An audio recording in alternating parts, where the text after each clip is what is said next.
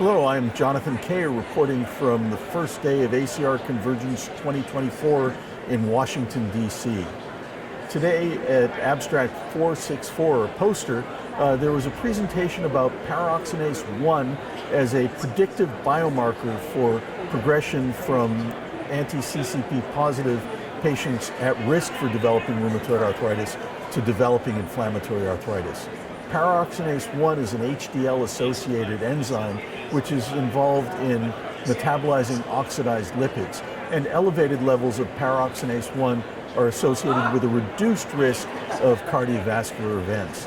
In this study, the investigators looked at the SERA cohort of anti-CCP positive patients at risk for developing rheumatoid arthritis, collected at University of Colorado by Kevin Dean and colleagues, and looked at Paraoxonase-1 levels and found that Paraoxonase-1, when elevated, actually predicted a decreased risk of progression to inflammatory arthritis. So this is very interesting. This is an enzyme on HDL cholesterol which metabolizes oxidized lipids and seems to both decrease the risk of developing cardiovascular disease as well as decrease the risk of progression to rheumatoid arthritis.